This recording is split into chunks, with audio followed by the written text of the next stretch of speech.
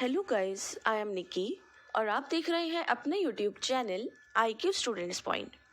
So guys, जो हमारा last topic बचा है पिकासो वाला, आर्ट्स एंड पॉलिटिक्स का पिकासो का, तो उसको हम यहाँ पे क्लियर करेंगे। वैसे मैंने आप लोगों को कम ही इंग्लिश के वर्ड्स यूज़ करे हैं, बट मैं पढ़ाते में आपके साथ इंग्लिश के वर्ड्स यूज़ कर लूँगी, ठीक है। सो पैब्लो पिकासो जो है, इनका पूरा नाम है पैब्लो पिकासो, अपनी चित्रकला के लिए दुनिया भर में बहुत मशहूर थे। मतलब ये समझ लो, इतने मशहूर थे कि जो पुरानी पीढ़ी के लोग आर्टिस्ट रह चुके हैं वो लोग अपने टिप्स पे इन लोगों के नाम रखते थे, और इन केस अगर कहीं उनका नाम लिया जाता है तो वो लोग फ़ौरन बता देते थे। उसके अलावा आज की जनरेशन को भी पैब्लो पिकासो पढ़ाया जा रहा है, तो वो भी अब बच्चे ऐसे ही रहेंगे और पैब्लो पिकासो का नाम को अच्छे से जानेंगे। पिकासो पूरे विश्व में उन चंद लोगों में से एक थे जिन्होंने चित्रकला की छाप लोगों के लिए दिल में, दिमाग में, दोनों में छोड़ दी थी। क्यों? क्योंकि पिकासो की पेंटिंग्स जो होती थी ना, एक बहुत बड़ा मैसेज होती थी। उन्होंने जस्ट लाइक एग्जाम्पल एक टेबल नाम की पेंटिंग बनाई थी, और वो पेंटिंग फर्स्ट वर्ल्ड वॉर के टाइम पे बनी थी, और वो फर्स्ट वर्ल्ड वॉर को दिखाने के लिए उसमें उस पेंटिंग को दिखाया गया था। उसमें फर्स्ट वर्ल्ड वॉर को, तो वो पेंटिंग इसलिए बनाई गई थी। तो पिकासो उन कलाकारों में से एक थे जिन्हें जीते जी ज़्यादा प्रसिद्धि ना मिली। उनका सारा जीवन बदहाली में बीता गया था। ऐसे बहुत सारे आर्टिस्ट हैं, बहुत सारे आर्टिस्ट जो बहुत फेमस हैं, बहुत ही ज़्यादा फेमस हैं, और जो अपनी ज़िंदगी में अच्छे से नहीं रह पाए। तो ये वो उन आर्टिस्ट में से एक है। लेकिन जब वे इस दुनिया को छोड़कर चले गए तब दुनिया को उनके काम की अहमियत मालूम पड़ी। वर्तमान समय में उनकी कुछ चुनिंदा पेंटिंग्स की कीमत करोड़ों में ही नहीं, अरबों में है। वर्तमान समय में पिकासो को सदी का सबसे महंगा चित्रकार माना जाता है। आज इस लेख के माध्यम से पिकासो के जीवन पर विस्तार से प्रकाश डालेंगे, ठीक है। अब पहले हम पैब्लो पिकासो की जो है जीवनी पढ़ेंगे। पैब्लो पिकासो कुछ इस तरीके के दिखते थे। तो इनका पूरा नाम पैब्लो पिकासो था। 25 अक्टूबर 1881 में इनका जन्म हुआ था, मलागा, स्पेन में।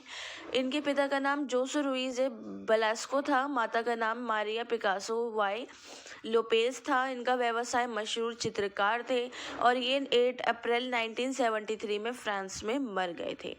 पैब्लो पिकासो की स्टार्टिंग की लाइफ कैसी रही? 25 अक्टूबर 1881 में मलागा, स्पेन में जब उनका जन्म हुआ, तो स्पेन की गलियों के में चित्रकारी उनमें मतलब कूट कूट के भरी हुई थी। लेकिन पिकासो कुछ अलग ही थे। वो एक जन्मजात आर्टिस्ट थे। पिकासो के पिता एक स्कूल में कला के अध्यापक थे, जिसकी वजह से उनकी चित्रकला की ट्रेनिंग बचपन से ही शुरू हो गई थी, ठीक है। कि कभी कभी ऐसा माना जाता है कि जिसके फादर जो चीज़ होते हैं वो अपने बच्चे को बचपन से ही उस चीज़ में ट्रेन कर देते हैं, और इस चीज़ को मैं बहुत ज़्यादा मानती हूँ क्योंकि मैं भी इस चीज़ का एक एग्जाम्पल हूँ। तो वो वाली चीज़ कि सेम टू सेम पिकासो के फादर ने भी बचपन से ही उनको पेंटिंग्स वगैरह सिखाई। जब वो छोटे थे तब वो अलग अलग तरीके की पेंटिंग्स को अपने अंदाज से खींचकर लोगों का ध्यान अट्रैक्ट करते थे, आकर्षित करते थे, और बचपन से ही कला के लिए उनका गहरा लगाव था, और महान चित्रकार के रूप में वो बदल गए। जब वह छोटे थे तभी से पिता के रंगों और ब्रश को पेंटिंग करने के लिए इस्तेमाल करने लगे थे। पेंटिंग के प्रति बेटे का इतना गहरा लगाव देखकर उनके पिता ने उन्हें पूरा सहयोग किया, मतलब पूरा सपोर्ट किया था कि हाँ, पैब्लो जो है वो बड़े होके आर्टिस्ट बनेगा। उन्होंने उसी वक्त उसको ठान लिया था। अब बात आती है पैब्लो पिकासो की शिक्षा की। पिकासो ने अपनी प्रारंभिक शिक्षा पिता के स्कूल से ही प्राप्त की थी, जिस स्कूल में पढ़ाते थे। पिता ने पिकासो की जो कैपेबिलिटीज़ थी, क्षमताएं थी, उनको देखते हुए उनकी कला को एक हायर एजुकेशन लेने के लिए मैड्रिड एकेडमी में उनको दाखिला करवा दिया था कि भाई अब टैलेंट है तो ऑब्वियसली बात है बच्चे को आगे बढ़ाना चाहिए। तो लेकिन पिकासो का वहाँ मन नहीं लगा और वो अपने घर वापसी लौट आया। तो इसके बाद 1935 में पिकासो पेरिस चले गए। उन दिनों पेरिस कला का केंद्र माना जाता था, सेंटर माना जाता था। वहाँ उन्होंने बहुत बड़े बड़े कलाकारों से संपर्क स्थापित भी किया था, और उन्होंने कला के गुण सीखने का भी बहुत ज़्यादा शौक था, और उन्होंने सीखे। तो कुछ ही महीनों में वो कला में पूर्ण रूप से निपुण हो गए, जिसके बावजूद वे वापस घर आ गए। मतलब कला को वो बहुत अच्छे से जान चुके थे, बहुत अच्छे से उनके दिमाग में बैठ चुकी थी। उसके बाद वो घर वापसी आ गए। पैब्लो पिकासो का करियर। पेरिस से वापसी लौटने के बाद पिकासो ने एक तरीके से बहुत ही ज़्यादा सीरियस होकर चित्र बनाने शुरू करे। उनके उस दौर में चित्र गहरे नीले और गुलाबी रंगों को ज़्यादा दिखाए जाते थे, मतलब इन कलर्स का ज़्यादा यूज़ किया जाता था। लेकिन जैसे जैसे पिकासो समय के साथ चित्रकला बनाता गया, वैसे वैसे ही जो हमारे सामाजिक तत्व थे, सोशल फैक्ट्स थे, वो बहुत ज़्यादा प्रभावित हुए और उस टाइम पे सामाजिक तत्व उनकी पेंटिंग्स में नज़र आने लगे थे। वही वाली चीज़ कि आपके टॉपिक से अब ये रिलेट होता जा रहा है आर्ट एंड पॉलिटिक्स से, कि उन्होंने अपनी इसके अंदर पॉलिटिक्स एंड आर्ट्स दोनों को दिखाने की कोशिश करी है। 1904 में उनके करियर में एक बहुत अहम मोड़ आया। इस दौर में उन्होंने कालाबाजों, मस्खरों, सितार वादकों आदि के चित्र बनाए थे। इसके बाद 1906 से उन्होंने अपनी प्रसिद्ध पेंटिंग एविंगन की महिलाएं बनाना शुरू करा और इस पेंटिंग को पूरा करने में उन्हें लगभग पूरा 1 साल का टाइम लगा था। तो 1909 में पिकासो ने घनवाद शैली में काम किया था। पिकासो की इस शैली में बनी पेंटिंग को बहुत टाइम तक क्रिटिसाइज भी किया गया था। दरअसल इस शैली की पेंटिंग्स में तरह तरह के रंगों से रेखाएं बनाई जाती थी। इस शैली ने विश्व भर के कलाकारों को कुछ नया सीखने के लिए भी प्रेरित किया था। तो इस दौर में पिकासो ने महिलाओं के चित्रों पर भी बहुत ज़्यादा फोकस किया।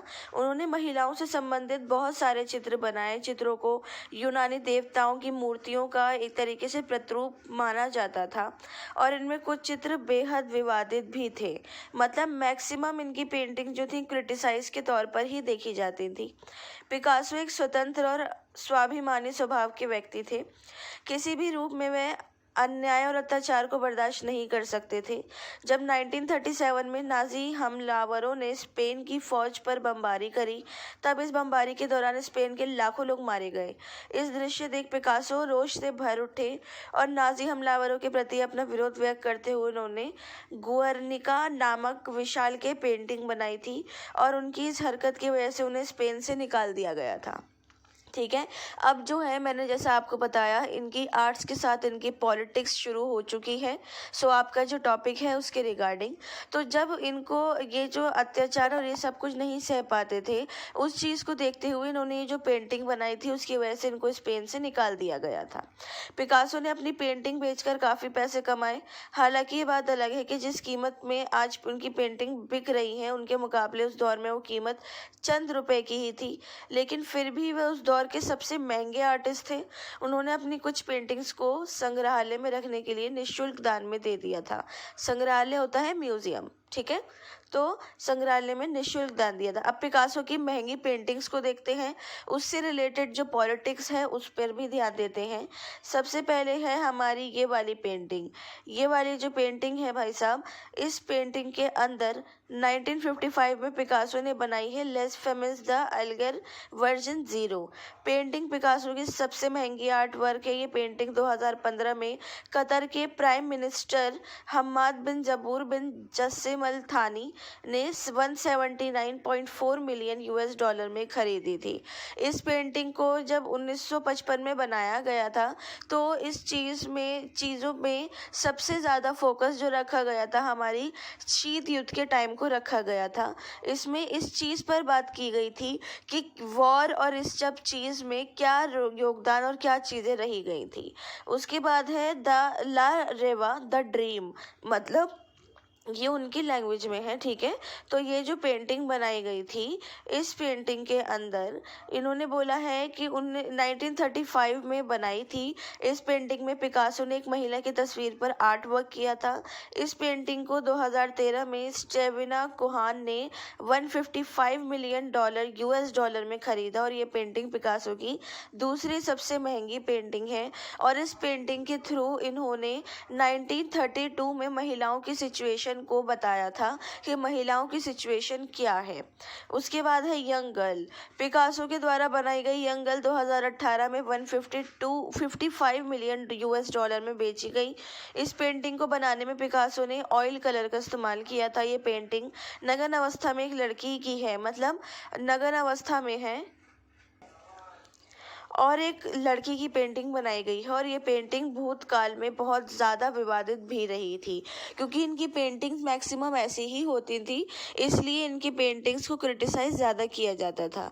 लेकिन इन्होंने इसमें भी 2018 में जो ये पेंटिंग को वो किया गया था, ये थोड़ी पुरानी पेंटिंग है और इसमें भी जो सिचुएशन थी लड़कियों की, औरतों की, उसको बताने की कोशिश करी थी। ठीक है, अब पैब्लो पिकासो के जो अनमोल विचार हैं उनको हम देखते हैं। पैब्लो पिकासो: प्रत्येक बच्चा एक कलाकार होता है, समस्या यह है कि जवान होने पर वह कलाकार कैसे बन रहा है या फिर बना है। ठीक है, ये बात बिल्कुल जायज़ है और बिल्कुल सही है कि बचपन में हर बच्चे को आप ड्राइंग करते हुए देखोगे, हर बच्चा ड्राइंग करता है, लेकिन बड़े होने के बाद उसका इंटरेस्ट किस चीज़ में जाता है वो ज़्यादा मैटर करता है। अपनी कल्पना को जीवन का मार्गदर्शन बनाएं, अतीत को नहीं। उन्होंने कहा कि अपने ड्रीम्स को, जो आप सोचते हो उसको ही गोल बनाओ, जो अब चल रहा है उसको नहीं। क्योंकि ये चीज़ बोली जाती है कि एग्जाम्पल पे कि अगर बच्चा स्कूल टाइम पे एवरेज रहा है तो हो सकता है कॉलेज में वो अच्छा रहा हो, या फिर इन फ्यूचर उसने बहुत सारे मेडल्स और सब जीते हैं तो आगे जाके वो अच्छा नहीं रहा हो। तो अतीत पर मत रहो, जो आपकी सोच है, जो आपके गोल्स हैं, उनको ही देखो, उनको ही मानो। क्योंकि आपके पास सिचुएशन जैसी भी आए, अगर आपके गोल्स इम्पोर्टेंस है ना तो रखते हैं तो आप उनको पूरा करोगे। नेतृत्व का रहस्य है आगे आगे सोचने की कला है। आप जितना कम बोलेंगे लोग आपकी उतनी ही सुनेंगे। इन्होंने ये वाली बात को इसलिए बोला क्योंकि ये बहुत कम बोला करते थे, ये ज़्यादा नहीं बोलते थे, लेकिन उस टाइम पर भी ये बहुत ज़्यादा महंगे हमारे एक आर्टिस्ट थे। काम समस्त सफलता की आधारभूत नींव होती है। मतलब काम, प्रैक्टिस जो होती है, किसी भी चीज़ की प्रैक्टिस जो होती है, किसी भी चीज़ का काम जो होता है, वो आपको एक सफल बनाने के लिए बहुत ही ज़्यादा इम्पॉर्टेंट होती है। असफलता का मतलब ये नहीं है कि आप असफल हैं, इसका मतलब सिर्फ इतना है कि आप अब तक सफल नहीं हो पाए हैं। ठीक है, तो असफलता का मतलब ये है कि मैं स्टूडेंट्स को ये बोलना चाहूँगी कि बहुत सारे बच्चे ये सोचते हैं कि हम अपना ज़िंदगी में कुछ नहीं कर पाए, हमने इतने साल बाद अगेन बीए में एडमिशन ले लिया, ये है। तो बेटा ऐसा कुछ नहीं होता। आप इस लायक थे कि आपने अगेन एडमिशन लिया, पहले पढ़ाई छोड़ दी, इसका ये मतलब नहीं है कि आप इस लायक नहीं हो। आप इस लायक हो तभी आपने अगेन एडमिशन लिया। और आपकी किसी चीज़ के हारने का मतलब ये नहीं है कि आपकी ज़िंदगी ख़त्म हो गई है। According to Pablo Picasso and me, better ये है कि आप उस हार को अपनी जीत बनाने की कोशिश करो। ठीक है, उसके बाद पैब्लो पिकासो की मृत्यु पर फोकस करते हैं। पिकासो ने अपने जीवन में कई बड़े उतार चढ़ाव देखे। उनके जीवन में एक समय ऐसा भी था जब पिकासो अपने ही शहर से निकाल दिए गए थे और उस समय उनके पास रहने के लिए कोई ठिकाना भी नहीं था। तो ऐसी सिचुएशन का सामना भी उन्होंने करा और उसको देखते हुए एक बहुत फेमस आर्टिस्ट भी बने। पिकासो 21वीं सदी के एक बहुत महान चित्रकार थे। समय में उनका जैसा आर्ट वर्क करने वाला कोई भी आर्टिस्ट नहीं है। उन्होंने अपने अंतिम समय में कला के क्षेत्र में काफ़ी काम किया। उनकी मृत्यु 8 अप्रैल 1973 को दिल का दौरा पड़ने की वजह से मोगिन्स, फ्रांस में हो गई थी।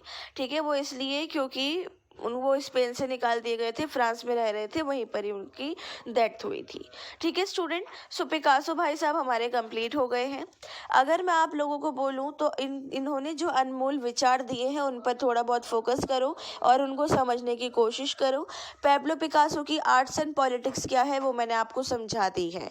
सो अब जो है हमारी बारी आती है इंपॉर्टेंट क्वेश्चन देखने की। सो नेक्स्ट जो क्लास है मैंने उसमें आपके इंपॉर्टेंट क्वेश्चन सीरीज प्रोवाइड आपको कर दी है, आप उसको देख लीजिए और अपने डाउट्स को सारे सॉल्व कर लीजिए। So thanks for the watching and best of luck all.